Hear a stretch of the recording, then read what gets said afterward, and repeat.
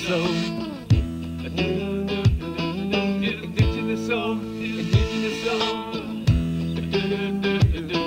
Indigenous soul, indigenous soul.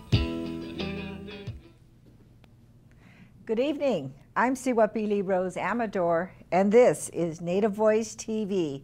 Well, last week I promised you that we'd have Robert Greygrass back, and there he is.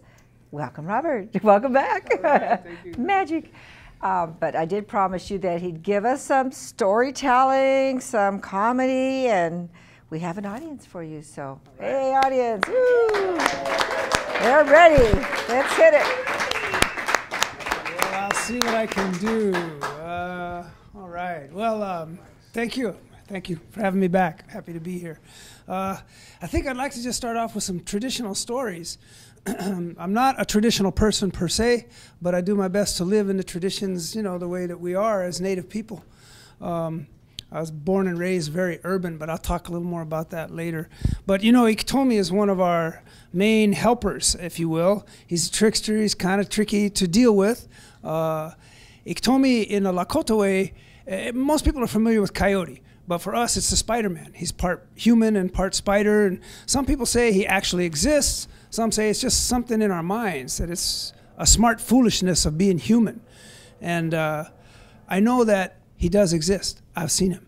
He's about that tall. He's all part spider and part human. He's got 8 legs and 8 arms and hair all over his body. And they say you have to be a little bit careful when you're talking about him.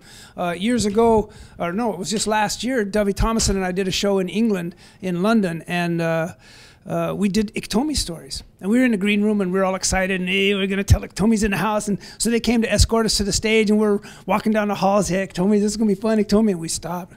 Holy, we're asking Iktomi in the house. So we ran back to the green room and got some sweet grass and cedar and burned a little bit, a little pinch of tobacco, and kind of left a prayer, you know. And all the British people are looking at us and, whew, okay, good. Now we can go on and we should be covered. We'll see, because you never know with a trickster. But Iktomi, he's smart, foolish, yeah? And he's always traveling around. He's always either too hungry or too horny. You can't quite tell what he's going to be up to. But this one time, Iktomi, he's walking along with his buddy Flint Boy. And Flint Boy's made of stone. That's why he's got that name, Flint Boy. And they were walking along, and here a grizzly bear jumped out of the bushes, came right at him, and Iktomi, he was gone. Flint Boy, he pulled his knife, and he started fighting, and he killed that mato, just like that. And Iktomi looked out of the bushes. Whew. Hey, good one, Kola. That was good. In fact, Kola, you did so good. I'm so proud of you. I'm going to call you Misu, little brother. Yeah, you really made me proud. And Flint Boy's cutting up that bear. He said, I don't think so. Maybe I'll call you little brother. I killed the bear. Well, no matter. Don't argue. It's a really beautiful hide that's going to make a nice blanket on my bed, keep me warm. Flint Boy said, well, I don't think so. I killed this bear. It's going to keep me warm. No matter. Don't argue. Those are really good claws. Make a nice necklace I could trade for horses like that. I don't think so. I killed this grizzly bear. That's going to be a necklace for me. And he said, well, why are you always arguing you don't share? Well, how come you always button your nose in? Well, remember that last time when you didn't? Well, how come you were always late and I didn't and you didn't and he didn't? Oh, back and forth. They started arguing. Holy, didn't stop. Back and forth. He kept cutting up the bear. They built a fire, kept arguing. Yeah, and you should have been there that time, but you didn't. And your wife was supposed to. Yeah, and you stole the horses. And back and forth forever. You had some dinner, went to sleep. Woke up first thing. And how come that last time when I tried to find you and you weren't even around, you were supposed to build the fire and bring water? And they just packed up the grizzly bear and rolled it up in the hide and kept walking, arguing back and forth. Finally, just out of the blue, Iktomi says, well, no matter. Kola, be my friend. Flint Boy said, at last. Good. And they walked along in silence. So they came up to these ponds, and Iktomi went up to the edge of the pond and he looked down in there. He said, Kola, look at this big horan, this big fish down here. And Flint Boy came up and stood right by the edge of the pond. And Iktomi said, look. And he pushed him right in the water. And Flint Boy, he's made of stone. And so he just sunk. He went right to the bottom and stayed there. And so they say now that's why when you go up to a pond and all those bubbles are coming up from the bottom of the pond, it's Flint Boy cussing at Iktomi for pushing him into the bottom of the pond. And stealing his bear hide, because Iktomi picked up that bear hide and he walked off to find some more adventure. Yeah, he was walking along. He had that really good, warm bear hide. It's keeping him cozy warm. Well, he got hungry. I mean, he is Iktomi. He's always too hungry. Didn't know what he was going to do. Getting cold, he had that bear hide, but he remembered there was a standing stone nearby. So he walk toward that standing stone, because wherever there are stones that are a certain way, you can tell. When you see a standing stone, just so, it's a sacred place. You go there and pray, you make an offering, and your prayers will be answered. And he remembered there was Iainaji, a standing stone, somewhere nearby. So he walked until he found that stone. He got up to him close and he prayed, "Hey, grandfather, I'm cold and I'm hungry. Wota, I want some food. I want chi. I'm really hungry. I have nothing to give you but this hide." And he put that bear hide up around that stone. And I, "Thank you, grandfather. I know my prayer will be answered." And he walked off. And he walked for a little bit, and he came over a little rise, and sure enough, here was a deer with an arrow in its neck. And he looked around, didn't see any humans. Oh, that standing stone grandfather, he must have let those humans shoot this deer, and then he escaped and came here for me. He gave me this meat, takcha, good food, yeah. So he started trying to cut it up, but his hands were so cold he could hardly hang on to his knife. And so he tried to build a fire, a little peta, and he couldn't do that. His hands were cold, so he went back and tried to cut up the deer. Geez, it's so cold and achy, and he thought, what does a stone need with a grizzly bear hide? He feels nothing. And he ran back to where that standing stone was, and he said, "Grandfather, I'm so cold. I'm trying to eat, and you feel nothing, and I'm cold. I'm just a pitiful person." And he took the hide back. He took back his gift. And he went back to where his deer was. It was gone. Nothing. No bones, nothing, not even an impression in the ground, as if it had not even been there. And Iktomi said, "Ah, grandfather, that was cruel of you to take my deer, my meat away from me. And it was dumb of me. I should have ate the meat and then got my grizzly bear hide back." And he walked off to find more adventure. Never take back a gift. A lot of little lessons in those things, you know. Well, he walked on, and he was always finding some kind of adventure, you know. Well, he came across a gambling. They were playing a plum pit gambling game.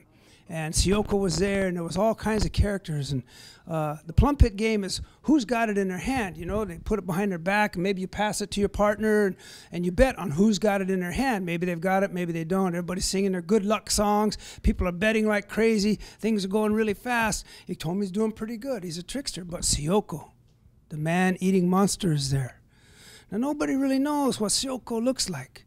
He's a monster. He eats human beings. But he was there, and he was doing pretty good, too, and he's bragging around, "I could eat all of you. I could break you in half and eat you, but I'll just gamble and steal your things because I'm Sioko. I can do it as I please." Well, Iktomi got tired of hearing him bragging around, and he said, "I'll bet you couldn't beat my grandchild. Couldn't defeat him." Sioko said, "Spider-Man, be quiet. I'll break you in half and eat you." No. I'll bet you everything, your horses, your blankets, your wife. You can't beat my grandchild." "Who is this grandchild? Who is he? Some great warrior?" "No, he's my little grandchild, my little Takoja." All right, he's up in his ego now. He couldn't let it go. Sioko's all like that. So he said, "Yes, take me to your grandchild." So he went to his lodge, and there was his little grandchild rolling around on the floor, about 6 or 8 months old, little baby, you know, just cute, naked, doing what babies do. And Sioko said, "I'm supposed to beat this one? This is the one?" "A bet is a bet," said Iktomi. So Sioko, he looked. And he used medicine, and he turned himself into Igmutanka, mountain lion. And he came at the baby. Rawr! And the baby reached up and tugged at his whiskers and scratched under his chin, and he giggled and squealed with delight.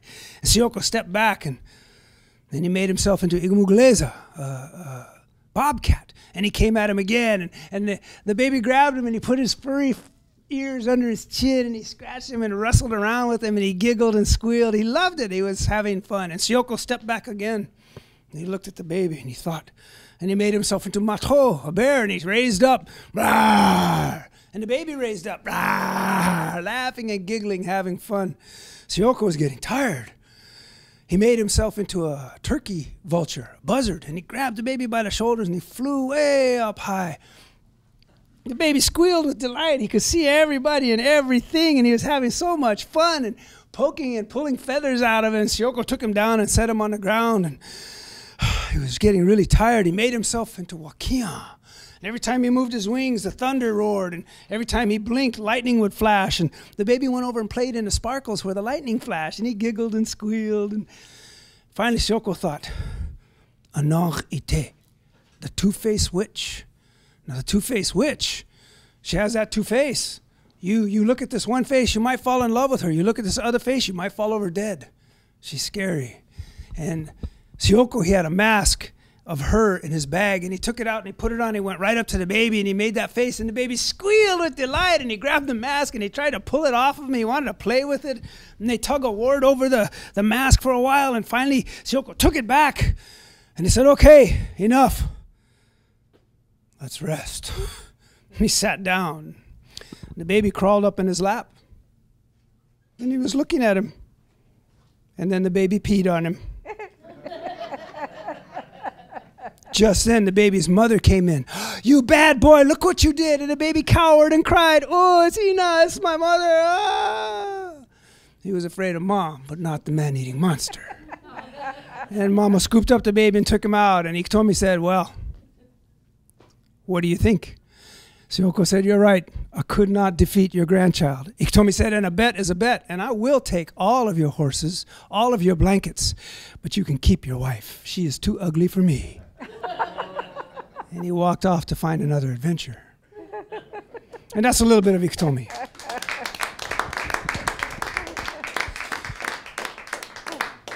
But my life is kind of, I'm on my mom's side, we're Lakota and Irish. On my dad's side, Alabama redneck. It's okay. He knows. Yeah. He left when I was real little. I was, 2 or 3 years old. I went to see him when I was already a grandpa. I mean, yeah, in my 40s. Yeah, I know. You look at this package, you can't believe it, Grandpa. I know, me too. It's we already talked about that. I'm too young to be this old, but it's the way it goes. So I went to see my dad, Theodore, Alabama. You ever go to Theodore, Alabama? That's a whole other part of the world. They say Muslims are extremists. Yeah, I sat in the cafe where my dad's wife works, and all his truck driving buddies came and went and heard all these different stories. Dad told me he was a truck driver all his life. Visited every state in the Union, Robbie. I spent a lot of time in California. Oh, California. Thanks for stopping by, Dad. Thanks for cutting a check once in a while, which didn't really happen. But I sat at that table listening to all these characters coming and going. I heard about coon hunting. I heard about drinking on Saturday night and going to church on Sunday because they ain't no hypocrite. That one guy, my wife's cousin died of AIDS in California. I think he was a homosexual. Another guy says, and how could a man lay down with a black woman? I just don't see how he can do it. You notice he said a man, not a white man, not a black man, a man. Yeah, I spent a week there one day, Theodore, Alabama. Yeah, so we went back to the house, and Dad, he had, I guess, my nieces and nephews. He had some grandchildren there, and they wanted to see family photos. So I said, okay, Dad, I'll get the photos, but hold on to your hats, because I have no trouble with black women. Or white women, or red women, or yellow women, tall women, short women, round women, skinny women. That's probably why I've been divorced a few times. You can laugh, it's all right. I'm up here. This is my therapy, it's all right. I'm no shame. I survived drugs and alcohol and a couple of divorces, no shame. I'll say what I need to say. So I showed them the pictures. They stared at those photographs like it was National Geographic, right? Yeah, what is that? Warning, this program contains tribal nudity. All the babies running around in the summertime. Me on a few occasions. Anyway, yeah, I spent one day there, literally 24 hours. And I walked out. I was leaving, My dad came out with me. He's kind of teary-eyed, And he was really glad that I came, And I was too. I kind of want to let him off the hook, We all make mistakes. It's okay. I have a good life. You missed out. We could have had fun. And I gave him a big hug, and I said, thanks. Thanks for leaving when you did, Dad. You helped all of us. So yeah, like I said, I used to drink a lot. Got clean and sober during the self-help era of the 80s and the 90s. You know, there was a lot of options in those days. AA, NA, Al-Anon, Primal Scream, getting the love you want, pulling your own strings, 3 or 4 kind of sex therapies. That still has possibilities. Every once in a while, I think I could sign up. But anyway, I had to get clean and sober, and I did that. I got on the Red Road, used the sweat lodge and the ceremonies, got clean and sober. And so now, you know, I'm an adult, right? So you got to give back to your community, right? As a counselor, you got to, in the Indian way, you find out your gifts and you give them back. Well, while I was going through that whole process of getting clean and sober and getting well and all this, this one PhD counselor actually said to me, Robert,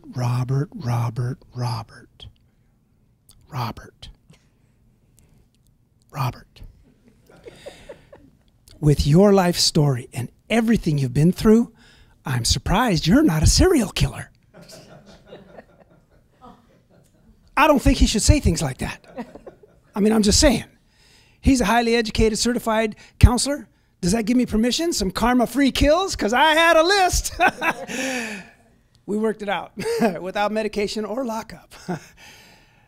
Anyway. So I got clean and sober.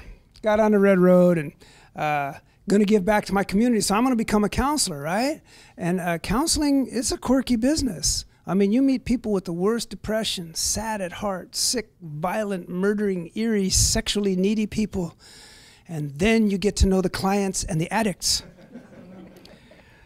You laugh because you know. How many of us in recovery? Any recovery people in the room? Oh, everybody's still drinking. All right, good. Still loaded. When I say that in a club, I say, anybody been through therapy? And some raise their hands. Oh, and you're drinking still. Nice. You're going to get out on the streets and just take good care of all of us. They sent me through a whole lot of stuff. Once you meet the clientele, then the same guy showed up. Robert.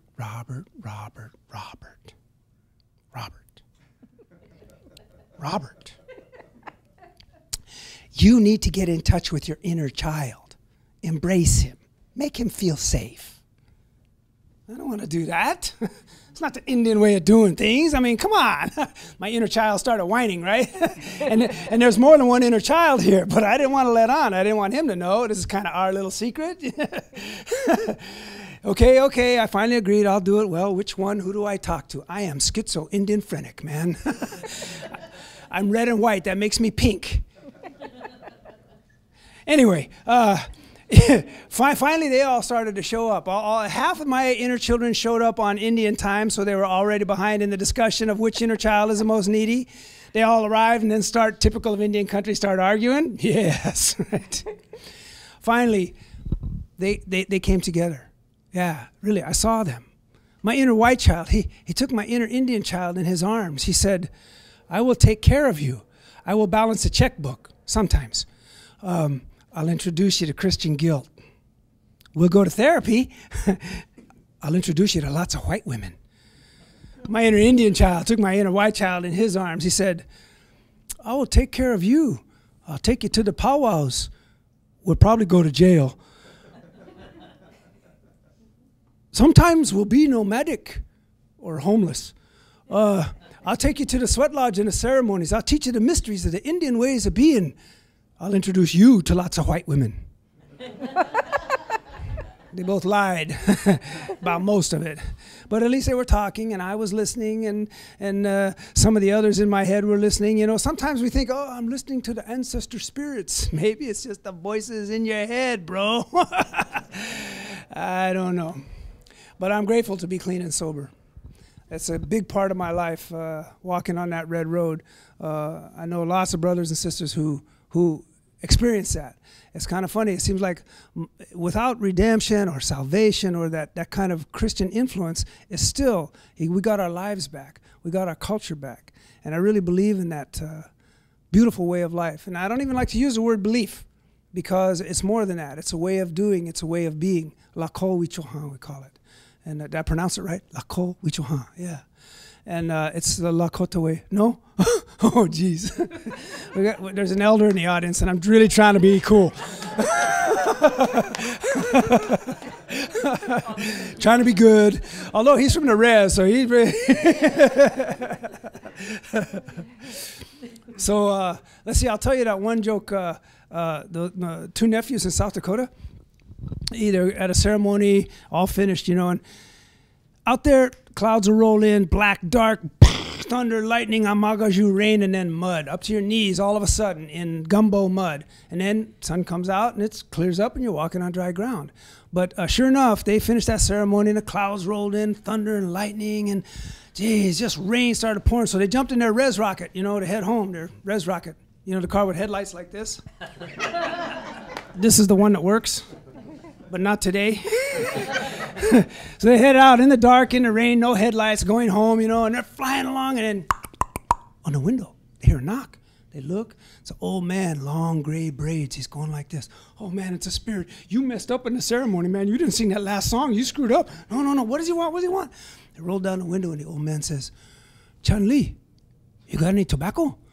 Tobacco. Oh, man, they looked around. They found some top. Give him the top, and the old man took the top tobacco, and he faded back into the dark. Roll up the window, man. Burn some sweetgrass. Jeez. Dropped it in the second, third, fourth, flying along in the dark, in the rain. Just go home, you know. Pretty soon they hear another knock on the window. They look. It's that same old man, long gray braids. He's going like this. Oh, man, you didn't sing that song. I'm telling you, screwed up, man. What does he want? What does he want? Rolls it down. The old man leans in. Preta, you got any fire? Fire? What the? Oh, and he found a cigarette lighter and gave him a Bic lighter, and he kind of took that and faded into the darkness. Man, roll up the window, second gear, third gear, flying along. I just want to go home, man. It's too scary and everything. Pretty soon, they looked. It's that same old man in the window, long gray braids. He's going like this.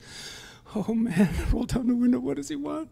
The old man leans in and he says, hey, you boys need help getting out of the mud? That's my time. Thank you very much. That was great. Wow. So you do your stand-up all over the world, but you you do it on Magic. Wow, they took your mic. But you actually do it at prisons? Did I read that somewhere? I've done Oregon, California. Okay, I can't ask you any questions because, well, this is something I have to tell you. This is really important. Now, you're moving to San Jose, or the Bay Area. You have to make sure you read Elam's Over-There newspaper when you come to town. So this is something you don't know when you're down in LA, but when you come, there you go. You're right, I will. I think I'm back now. You're on. I think you're on. Okay. So what we want to know, what inquiring minds want to know, is you do your act all over. You go to schools, you do it private parties, you do it everywhere, but you also do it in prisons. Yeah, done like 4 different prisons in Oregon, 3 in Washington, and pretty regular in Folsom Prison. But in Folsom, it's different. It's actually a therapeutic model that comes from the outside, and a bunch of us go in and we spend 4 days actually in the prison doing intense therapeutic workshop. It's hard to explain what it is, and I can't reveal a lot for confidentiality. You do it with Native brothers in there, it's a mix. It's a black, white, Native, whoever they can get to come into it, because it's Folsom's pretty. It's the hard yards, but it's really beautiful work. And of course, I share some stories and songs because that's what I bring.